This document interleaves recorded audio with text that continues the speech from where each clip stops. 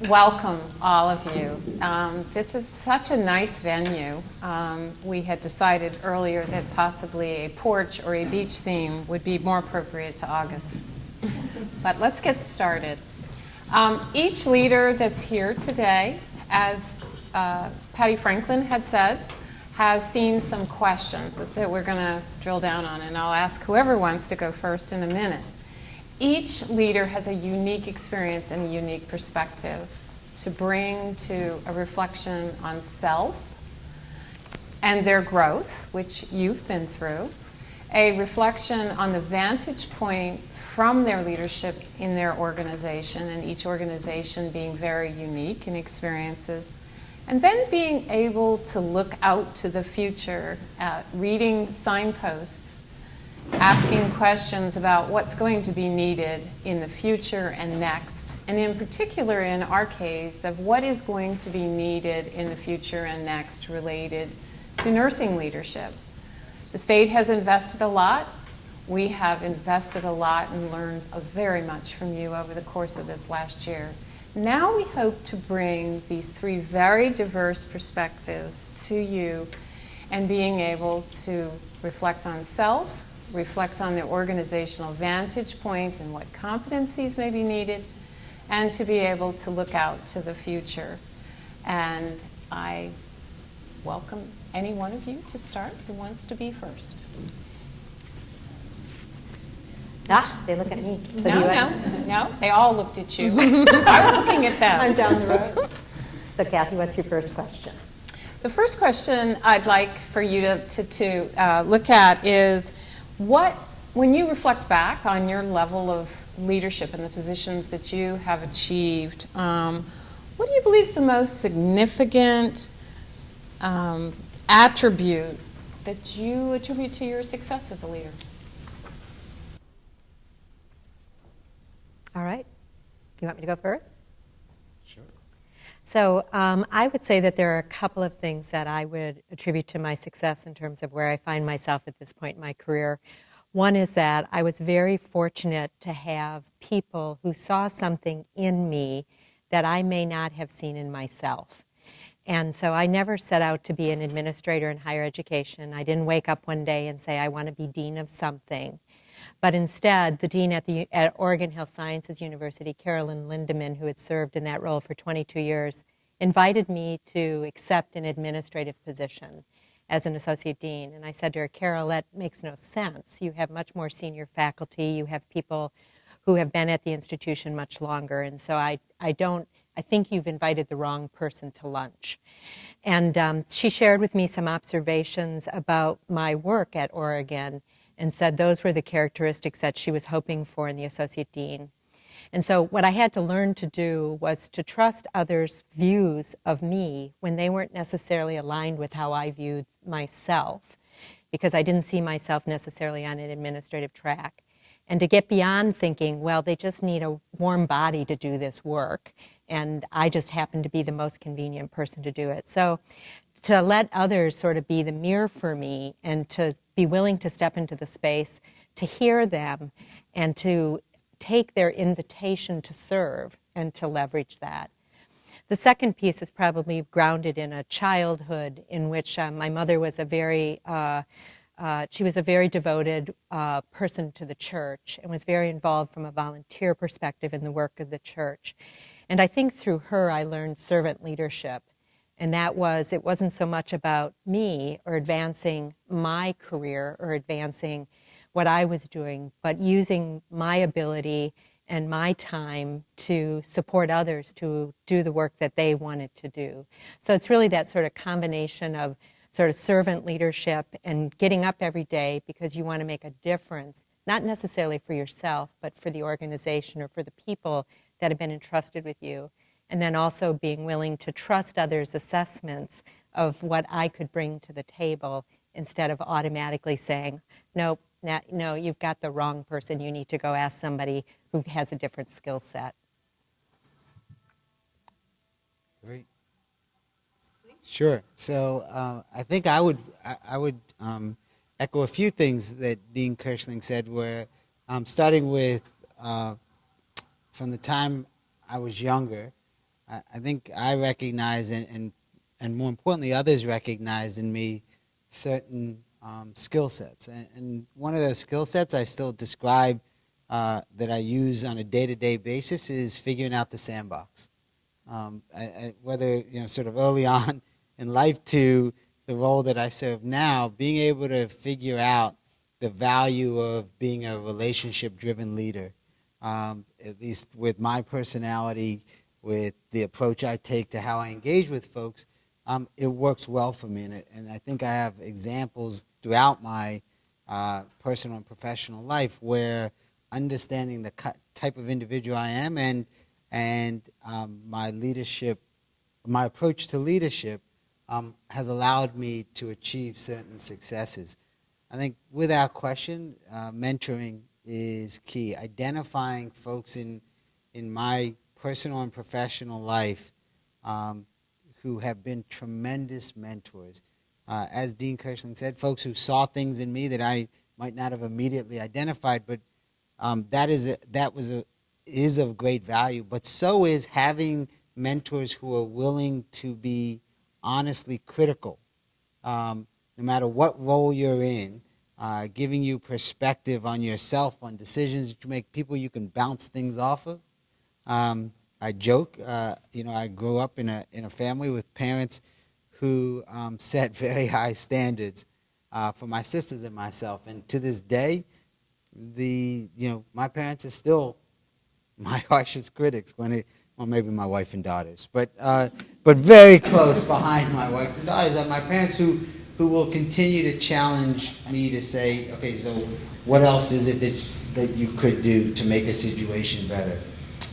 And then I think the other thing that I think has served me well is always staying rooted and grounded in the mission that we are here to collectively serve in healthcare. Because I will argue all day that all of us have chosen a noble profession. The difference that exists, there are smart people everywhere.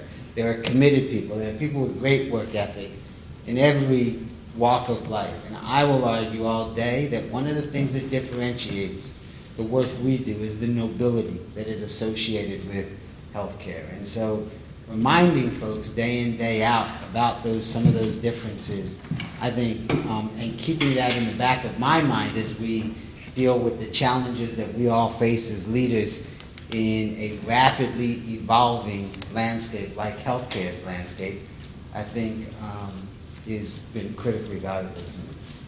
So interesting to hear you emphasize relationships, because that's so hard in our high-tech way. And we've talked a lot about that over the course of different programs that they have participated in over the year, of how key your professional network is. But thank you. Thank you. That's really key. Kathryn? Thank you. So I agree. I echo everything that everyone said, Dr. Kirschling and Dr. Suntha said. And my journey started with my parents. I was born to West African parents, and they believed in going to school forever. And I remember a day when I came home and I had 98% on a test, and I was excited to show my dad, and he said, "That's good, but tomorrow go find that other 2% before you come back home tomorrow." So they had that drive for us to excel to the highest of heights. And I was in school and I was continuing my education, and similarly, people saw things in me that I didn't see in myself. So in almost every position that I've been in where I've moved up, it's been an appointment, if you will, versus me applying for a position, which is humbling because you don't tend to see those things, and you start to ask and question, why me? Are you that desperate?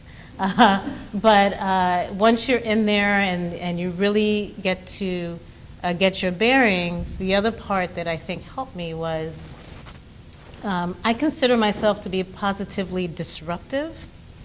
When I married my husband, who never thought that he would ever get married, he called me a game changer. I think I am.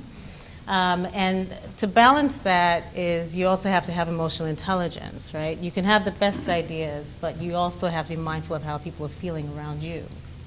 And then lastly, what I've developed and learned over time, well, second to last, is authentic leadership, which is similar to servant leadership, where, you know, I've had personal crises in my life, one major one. And after I got on the other side of that, it helped me become a better leader. Because with everything that I do and every interaction that I have, any situation I deal with, that is at the center. I try to use empathy in my decision making and my thought process, and that helps me moving forward with making the right decision, hopefully. And then lastly, it's all about the people you associate with. And I'm privileged to work with a lot of great people. Two of them are in the audience, Dr. Rowan, who I meet with monthly, and also Kathy Whitaker. So I am in the company of a lot of good people that I also learn from to help me become a better leader. So all those things combined, I think, help me continue to grow. And you never arrive, you know, you continue to evolve, you continue to see what you can do better, you continue to be humbled as a leader. Just when you think you've had it all figured out, something else happens, and then you go, okay, that's new.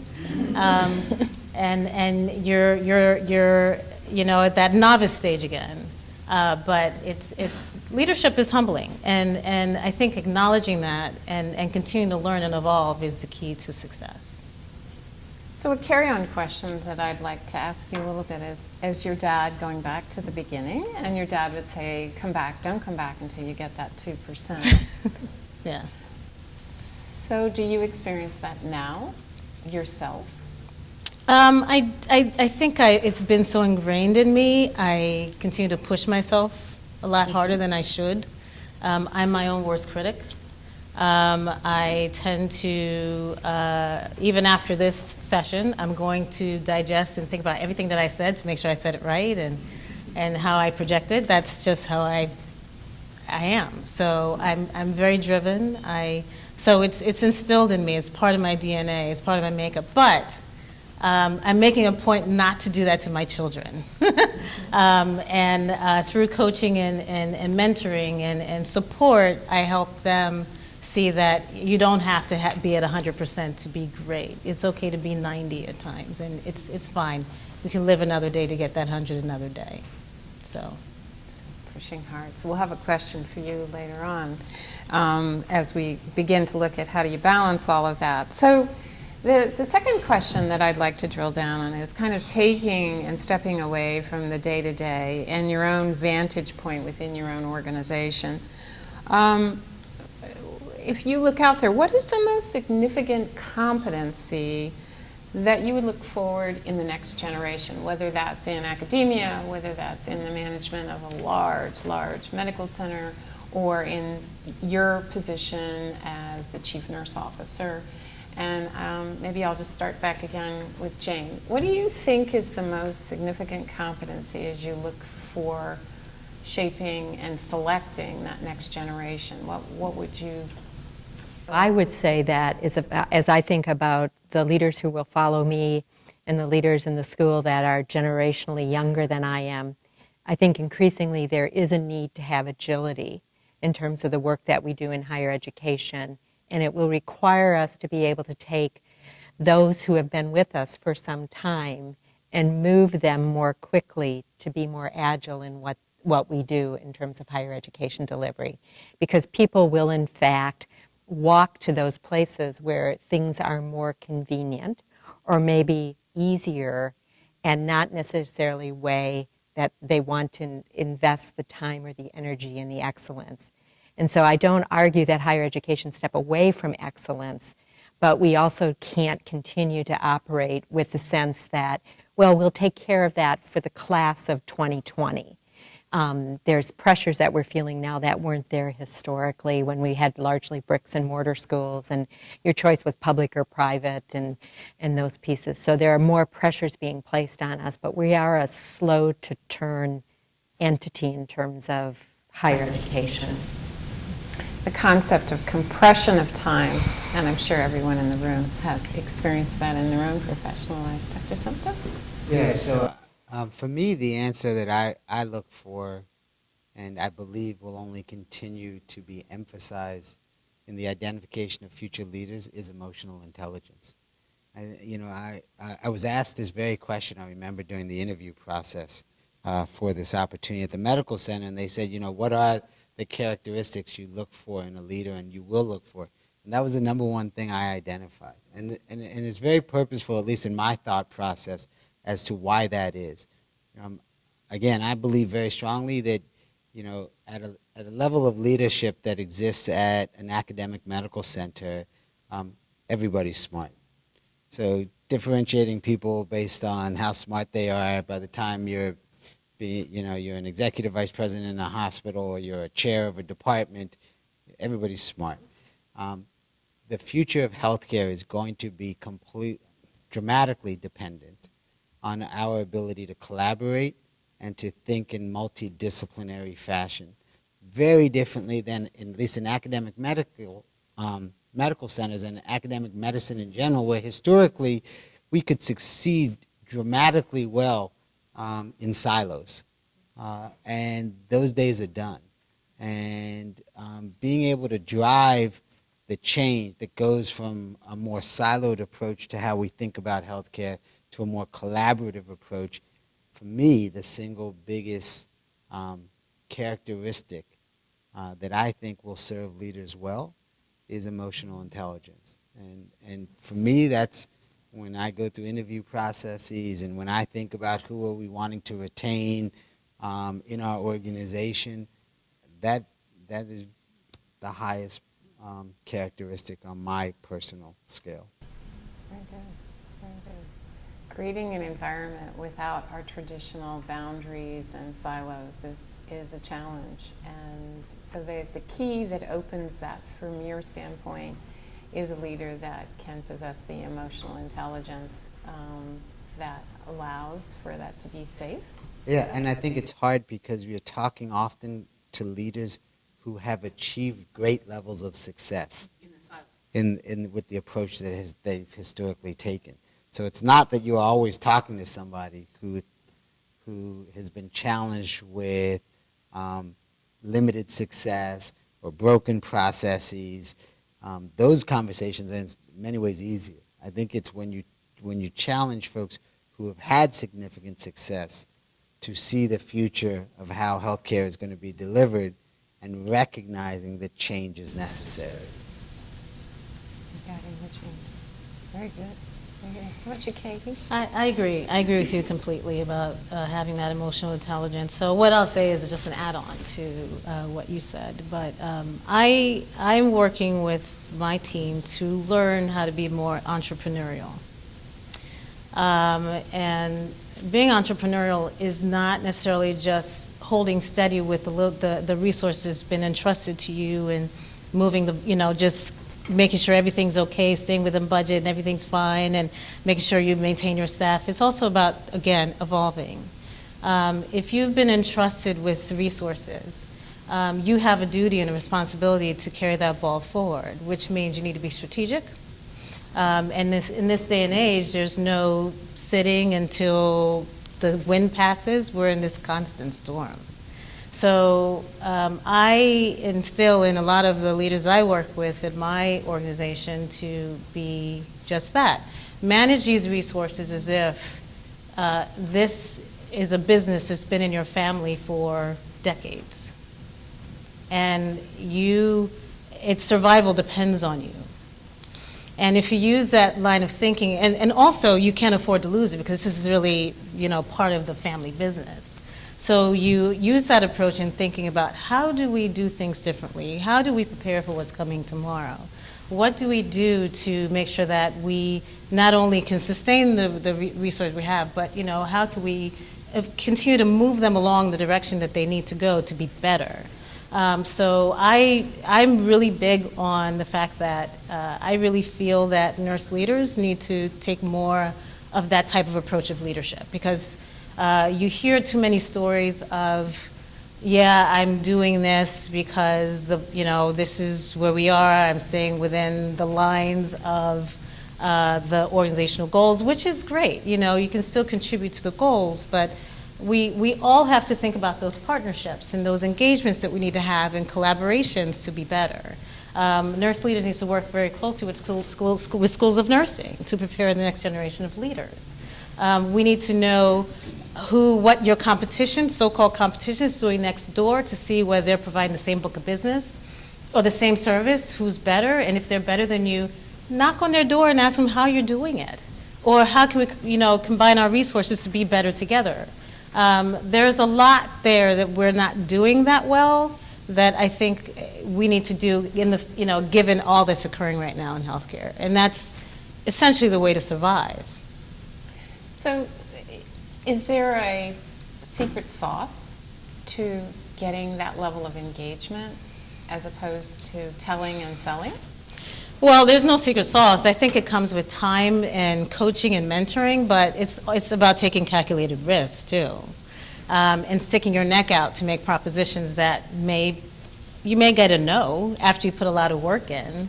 You present it and you don't know what you're going to get, but at least you should have some satisfaction in the fact that I did my all, I did my best. Well, what's the next thing I'm going to do? I worked with a leader who always wanted us to have BHAGs, B-H-A-Gs. I don't know if anyone's heard that. Big, hairy, audacious goals. You can use the A in a different way if you want to. Some people do, but that's really where we should be, in terms of how we lead. And you have to make sure people feel safe in presenting ideas. And researching and seeing what's out there to come with their proposals. Because if you don't provide that safe environment, and let's say they do come with an idea that seems like it's way left field, it's not doable, how do you encourage them to say, okay, that's a great idea, let's do this part of it. We can't do the whole thing, but let's do a section of it, or let's take it in bites. Or what else are you working on? So we have to really continue to figure out ways to motivate and stimulate so people will be willing to stick their necks out and take risks. Very good. Thank you. Thank you. Well, our next question is somewhat related, but one of the things for leaders is sense making and reading signposts. When you look out to the future, sense making and signposts. So, as you look at the future of healthcare, and some of you have gotten to some of this in your prior questions, but I'll ask it in case we have forgotten something really important. Reading the signposts is being able to take these very disparate sometimes or loosely connected components of our larger healthcare system and being able to, I think this is coming. I think this is something that we need to pay attention to, or I anticipate this consequence. And I'll start some different. I'll start with you, Katie, because it feeds right, and then so you are not reacting to everyone else. And you could tell me about what signposts you see and or as you look out to the future. And what's the meaning of those as you look at your current direction? So I think we're all on the wellness train. Right? The focus is on community wellness and how care is not just limited to what's within the walls and when people are really sick, but how do you keep them well, right? And how does that not only occur when they come for a wellness visit, but how does it get ingrained early? I think that is an area and opportunity for a lot of us to take on new challenges. So, and we're in this spin cycle of we're chasing readmission rates, get them down. We're looking at touches in terms of number of the total, visits in your outpatient areas or ambulatory areas, and all those things. But there's a little bit more, a little further that we can take it, in terms of understanding how this whole thing starts. So in terms of the signposts that I focus on, and Nicole Stallings did a presentation of the Maryland Hospital Association that stuck with me is the H sign for hospitals should be, think of it as a W versus an H. And if you think of that H as a W, how does that change how you do what you do every day? And so I searched for articles that, again, disruptively are different in terms of how we help move in that direction. And I came across something I've read recently about how community wellness actually starts in the womb. And how much focus can we pay to expectant mothers or soon-to-be expectant mothers in terms of how they can learn healthy habits early so that the next readmission or high utilizer is not being born the next day while we're focusing on the new readmissions that are coming in the door. Because every day, a potential patient with a chronic disease is being born because we're not focusing enough on that population, the maternal health, that is. So I think with a lot of the things that we're doing, we're focusing on inpatient, a lot of the acute areas and emergency room, but I think the maternal health side is where we've not really focused to help with, I guess addressing the issue at the root. Because there are a lot of babies that are being born that are going to be your high utilizer tomorrow. So that's a signpost for me. I hope that answers the question. I don't know. No. That I'm paying attention to, like how can we focus on that specialty to disrupt what's been happening that we're dealing with today. Because by the time we get folks in and we're trying to change their behavior and trying to manage that chronic ailment, they're already chronic. So how do we manage that early? And that's been my focus. Very interesting. Maybe switch that H to a W and be able to look at it from a different perspective. Dr. Suntha? Sure. So I love this question because I love to talk about it because I think we are collectively, all of us in this room, are at this amazing point in time in the history of healthcare in this country, and very specifically in this state. And I start this conversation saying, I really don't care what your politics are. I don't care if you're the most liberal Democrat, the most conservative Republican, where what I would say is there needs to be a recognition and an acceptance that we are in this, healthcare reform has driven us to a conversation that we now use words and we talk about strategies that drive us from a volume-based reimbursement system to a value-based reimbursement system. So again, I say this often, that if you're in business school and your professor asks you what value is, it's in business schools it's defined by whatever somebody's willing to pay for something. That is value. And in healthcare, value is actually, I believe, a pretty straightforward formula that talks about outcomes multiplied by quality divided by cost. And the ownership of all of those variables, I believe, is where we as a state in Maryland, as a consequence of our reimbursement system, have this unique opportunity to be on the leading edge of this national conversation. So all of you, me, all of us up here, we have this great opportunity to decide how we are going to position ourselves as leaders in this national conversation of healthcare reform. So when I talk about what are the signposts and where do I see the future, I think is literally right in front of us, which is we as a state, and certainly we at the University of Maryland Medical Center and as part of the University of Maryland system, have this unbelievable opportunity to help our country define how we're going to think about value-based healthcare instead of volume-based. With that comes a word we like to talk a lot about at the medical center, which is transparency.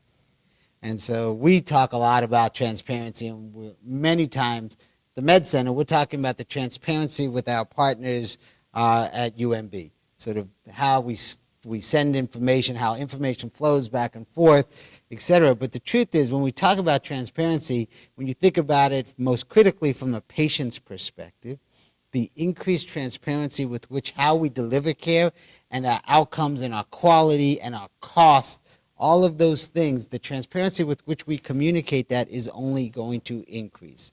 So as a physician who practices at the university, again, for 20-some years, historically, if you said, boy, we want to know how Dr. Suntha's patients feel about the care he provides, his team provides, the quality of the care, I would say, oh, it's simple. Just ask me.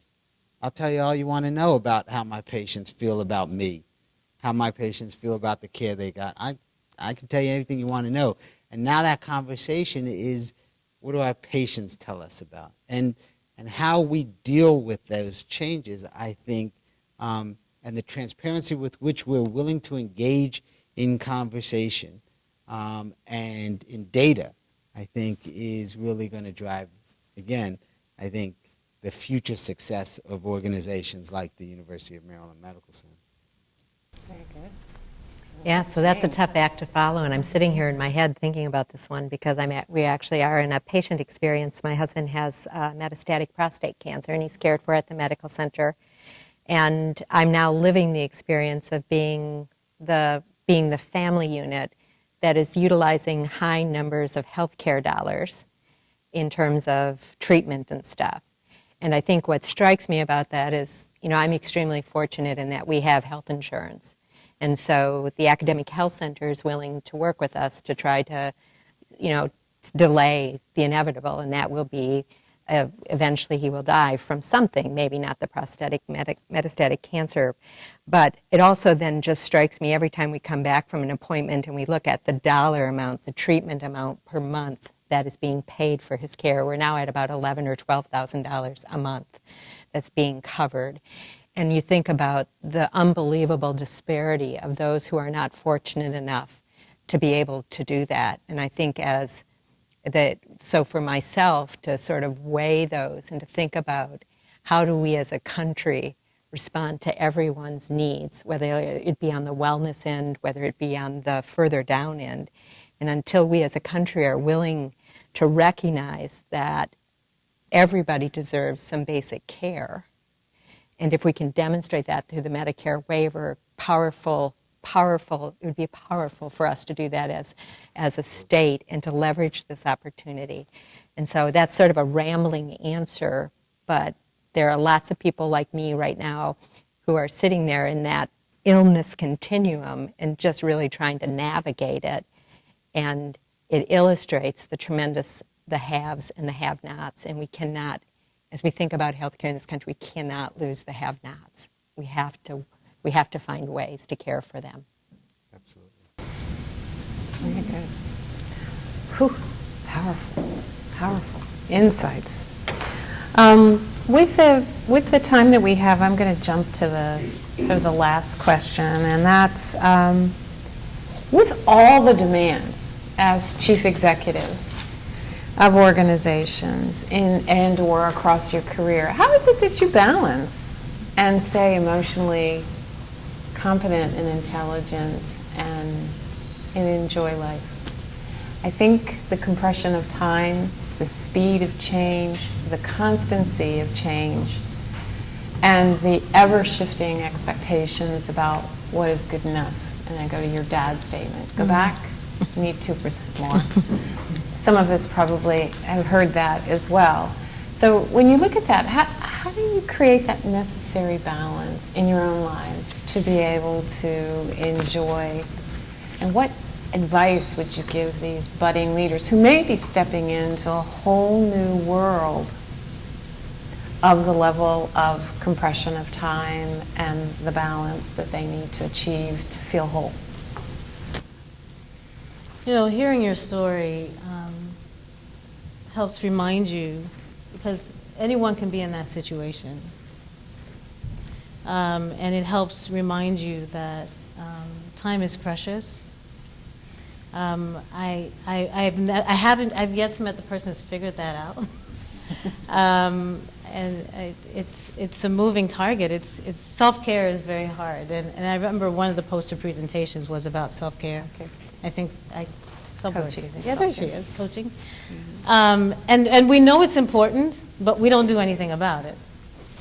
I personally find ways to escape every day. I never, the only thing I can say, and I'm not the expert in this, but I never roll out of bed and get ready for work and just go. I always create space, intervals of time for things. I create space when I wake up where I get up and I go for a run or a walk before I go into work, and I found that it fuels my brain when I do that. I have some of my most creative and poignant thoughts when I'm out there running or walking. And that helps me also get organized for my day before I get in. When I leave work, similarly, I create space to disconnect. I ashamedly will. I will ashamedly tell you that I watch trash when I go home. I've watched every season of The Bachelorette. I'm sorry to say this. I know. What I do, and it's not that that's what I'm doing, but I need that because it does require me to think. It does require me to think. My husband is downstairs watching CSI or the Discovery Channel or History Channel. I don't want any of that. I can only deal with investigative shows on Saturday or Sunday. But Monday through Friday, I watch trash, and it's background noise for me. It's not that I'm intently watching it, but I'm doing stuff while I'm watching it, and it gives me that way, which is bad. You know, I should completely disconnect, but I can't because of some of the things, the obligations that I have, all the obligations that I have. So it's background noise for me. I do that, and so that helps me disconnect as well. And then lastly, I am doing better with scheduling time off with my family. I was terrible with my son, but he turned out well in spite of me. I have a second chance with my daughter, and I'm sitting and having dinner with her. And it's funny with my daughter, and there's 10 years between the two kids. I don't recall consistently sitting down at dinner with my son when he was little, before he went off to college. But I'm making a point to do that with my daughter. And I'm also reminding myself that with everything, I'm role modeling for her what this should look like when she gets to this point. So that helps keep me, bring me to where I should be when it's time to be with family. And I book my vacations too. I'm trying to do better with that. I just got back from Mexico on Saturday, and it was the first time I took an entire week off, and I was forced to disconnect, and nothing happened. The place didn't burn down. My badge still worked when I got to work on Monday, because I also learned to trust the people that I left behind, you know, to handle things while I'm away. So I'm a work in progress on that front, but I really believe I'm doing better because you never know. Thank you. I have a feeling you're with company. Dr. Suntha? Yeah, so I would absolutely say I don't know that I can give people sage advice on this topic, but a few things that I think have worked for me in my personal life. One is I'm incredibly blessed. You know, my wife is my best friend, and sort of in our entire married lives, early on, you know, when we got married, she moved to Baltimore from Philly, away from her family, you know, and while I was used to being away from my family from the time I went to college, for her, this was literally the first time she'd moved away from her parents. And so we kind of set a rule early on in my career that when I was home, I was home. I didn't talk about work. I didn't want to run issues by her and say, what do you think of it? Because we wanted our time to be our time. And the truth is, over the last 18 years, that amount of, you know, I'm probably getting home later, not earlier.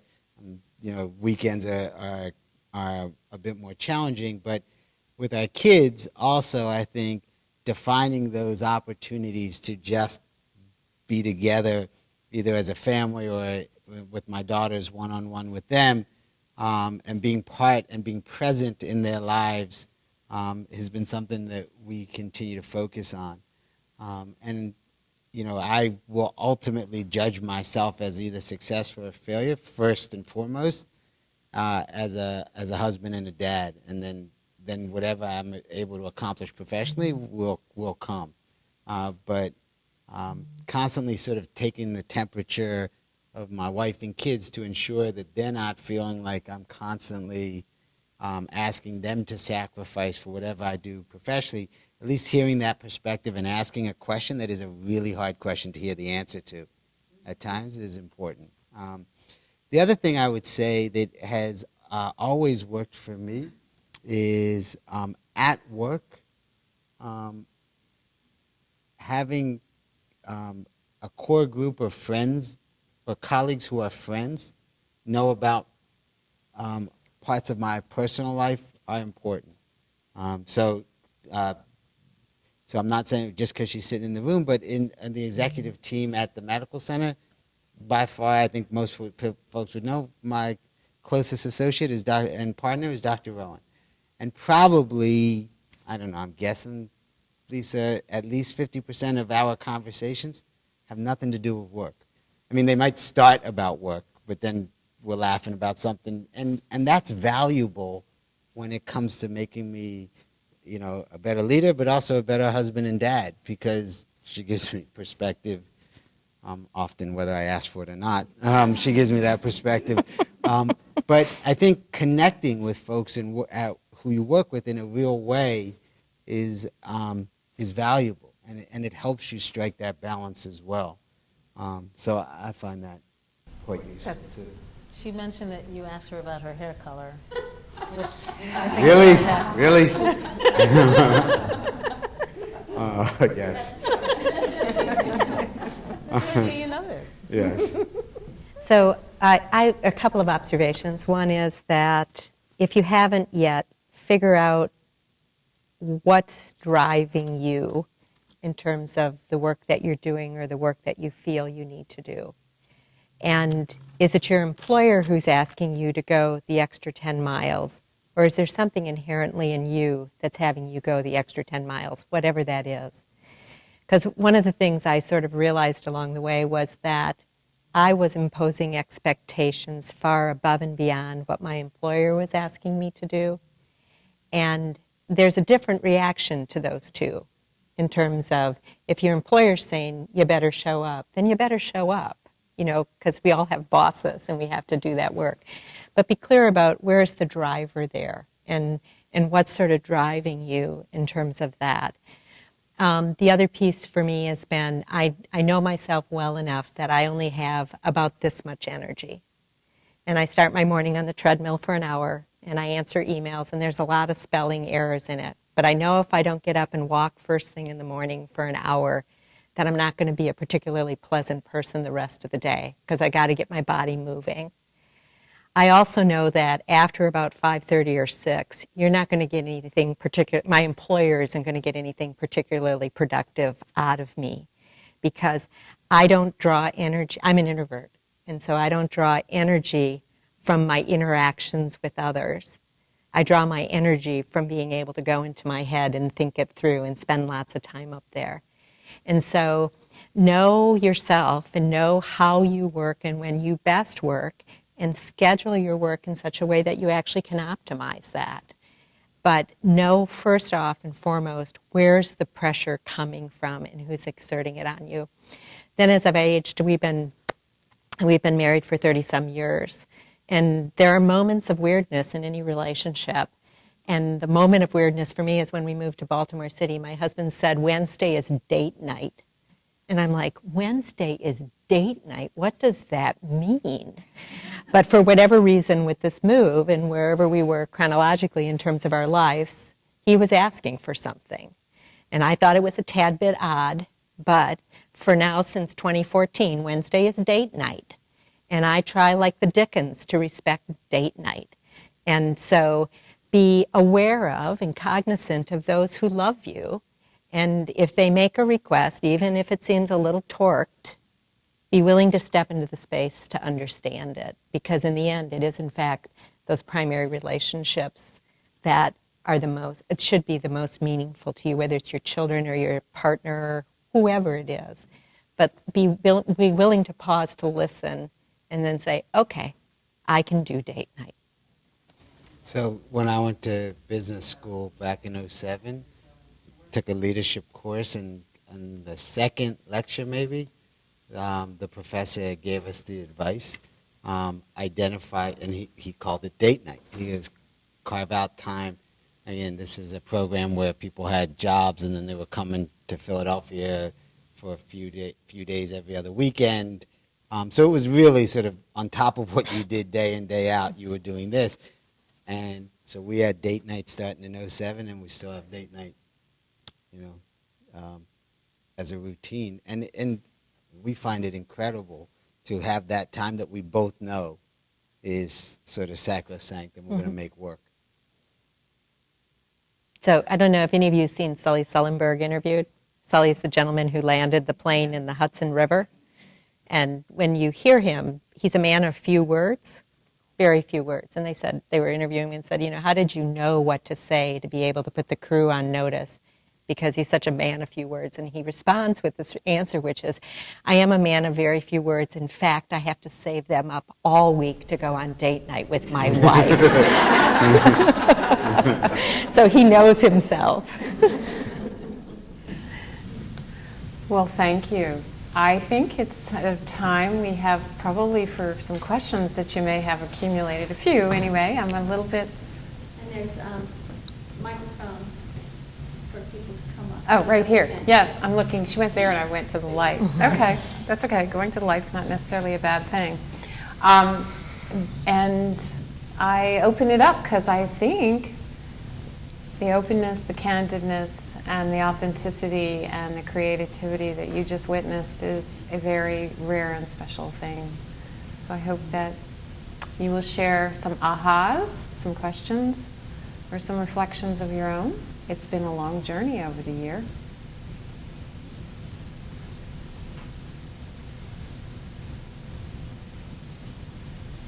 That's open to fellows and mentors. Questions?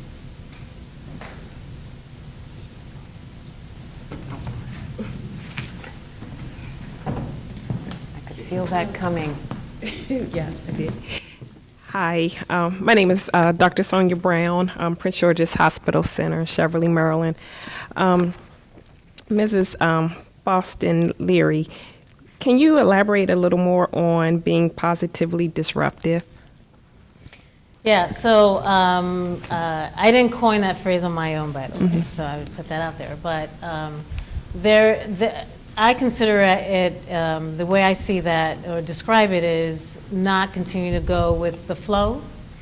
There are a lot of methodologies that have been set by people that came before us on how to tackle a number of things. A lot of the problems that we're dealing with are not necessarily new, and they're not unique.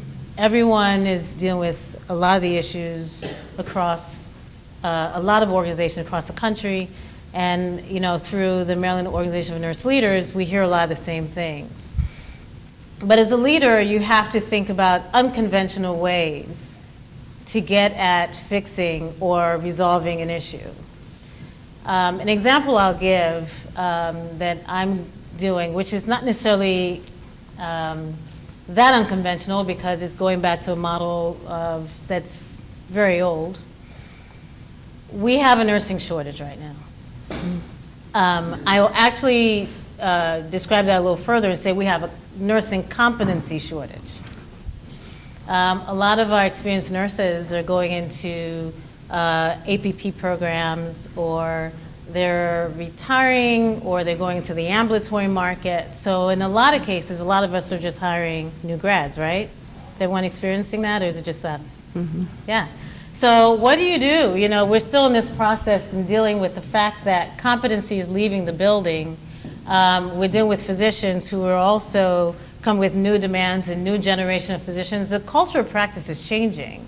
And I'm dealing with a medical leadership group, a medical team that is saying that, your nurses, because of all the issues that we're having with competency, we're getting calls all the time. They're burning us out. A lot of our clinical pathways and things like that. Where's the education? Where's that nurse that I've been working with for the last 5 years? What happened to her? Can't you retain her? Didn't you pay her? So you're dealing with all those things. So what we're looking into, what we're exploring is going back to times of old, right? And setting up an RN-LPN model on one of my med-surg units. I consider that to be positively disruptive right now, and I'll tell you why. In some cases, eyes may be negative, but the reason I have to do that is because our hospital is in a rural area. I don't have a lot of people flocking to Elkton to live. We have Chesapeake City, but that's not the cleanest of bays. So we don't have much to offer people to attract people to come and work and live in our area. So in the meantime, what am I dealing with? We have a shortage. I'm more in the agency market, trying to get nursing talent, and even that is a bit of a crapshoot, right? Because you have a lot of people that are in that. I was an agency nurse, so I'm not knocking it at all, but there are people that are doing it that are great peacocks that love to move around, then there are people that are doing it because they can't stay anywhere. So we're exploring an RN-LPN model because we also have a talented group of nurses that are stuck in long-term care that would love to be back in acute care. So we're exploring putting together a nurse residency program to retrain experienced LPNs to work in a team model with the RNs at the lead. Now the studies are out there from Aiken that it's already established, the evidence is there. Better care, with bachelor degrees, absolutely. I support that completely. But we also have a lot of nurses, and the reason they're leaving is because they cannot be professionals at the bedside either, right? It's all task. It's like color by numbers. What do I do next? What's the computer tell me? Critical thinking is becoming a thing of old.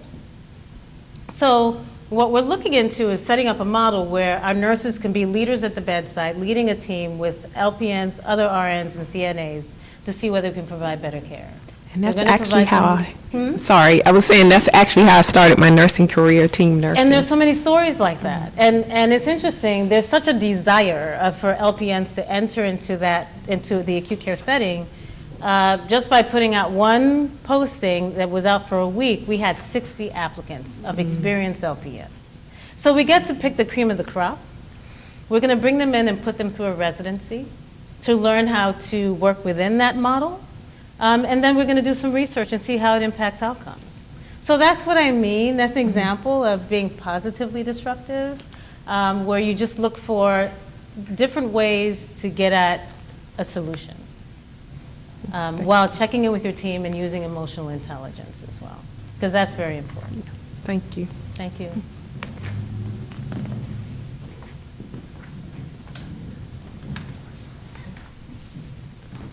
Karen? Hello. Karen Ress, University of Maryland School of Nursing.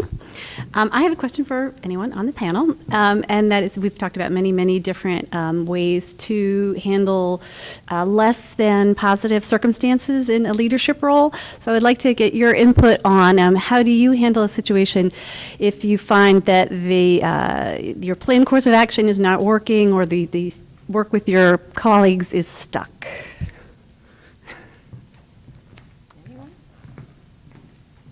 Work with my colleagues is stuck.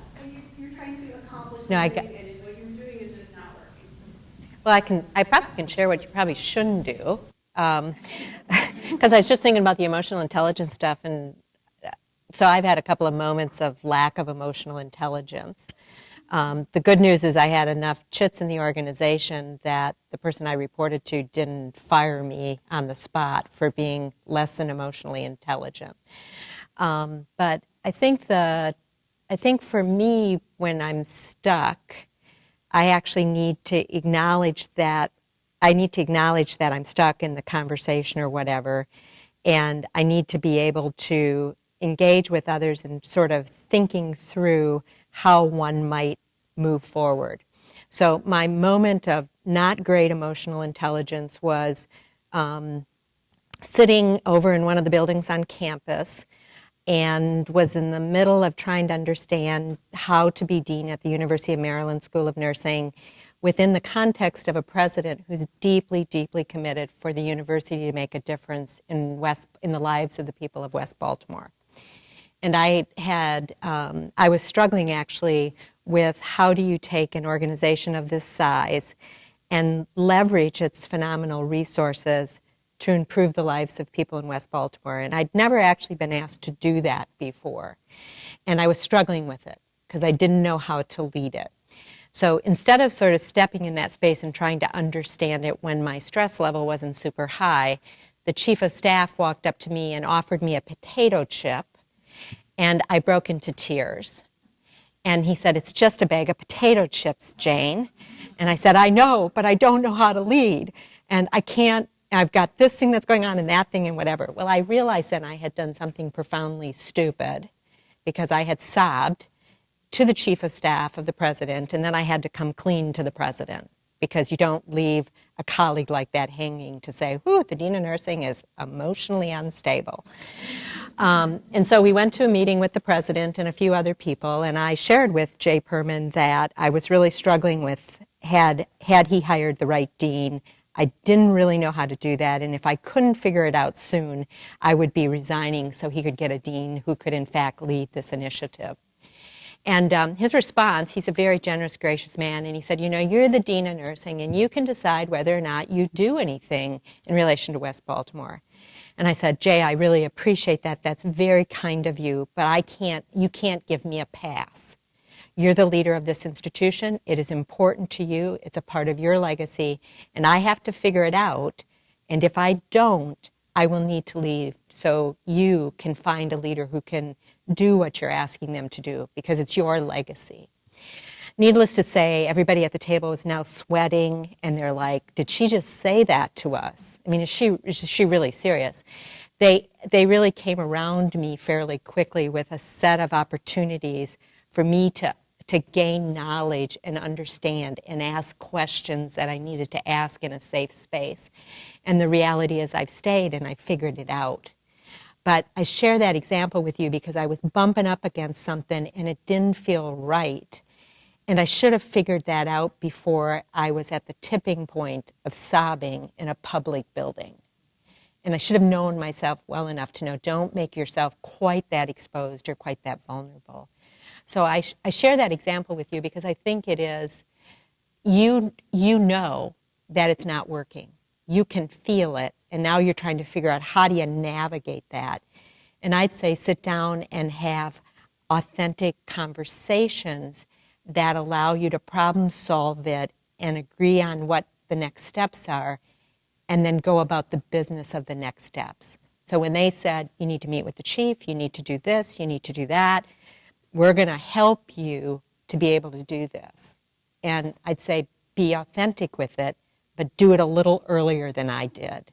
Because then I had to go home that evening and say on date night that I had come very close to offering my resignation, at which point there was a gasp at date night. And a request going forward, if I was resigning, could I please tell my husband that in advance? So. Yeah, so for me, I think my circumstance is that I've been in this role for now 9 months as the CEO, but again, I have the benefit of having been in the organization, including residency, for 25 years. So I get the benefit of having experiences in the organization for 25 years, but in this role for 9 months. And I find that often I have to remind myself sort of the role that I'm in as I engage with leaders in the organization and the workforce. And what I mean by that is I know my nature. And my nature is I have to understand the issue. Like in order to think through it and to figure out, I got to understand the issue. And so to understand the issue, my nature is, I describe it this way. You guys ever see that movie, My Cousin Vinny? Right? You know Joe Pesci, and he's got somebody understand, and he's going to keep asking questions, right? And he's going to kind of pull a string. So that's me.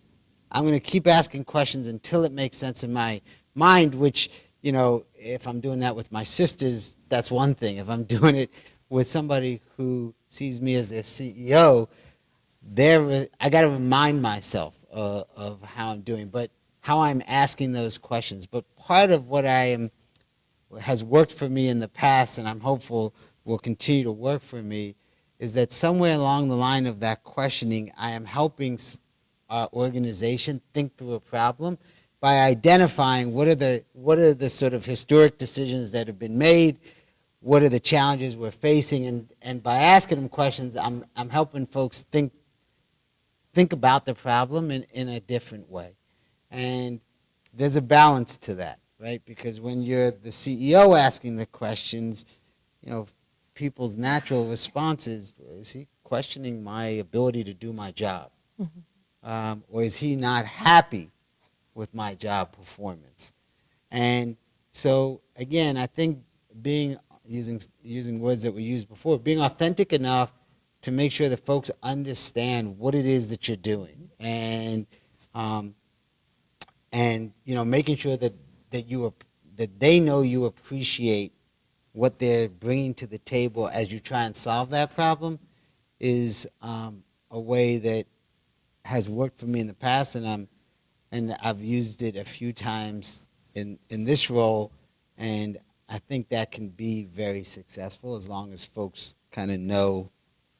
You got to be able to let them know your personality, know your approach to things, etc. Again, and the other thing I would say is, we have to, I use words like nobility of healthcare. I also say it is hard. What we do is hard and challenging, and it is supposed to be hard and challenging because people entrust their lives to us.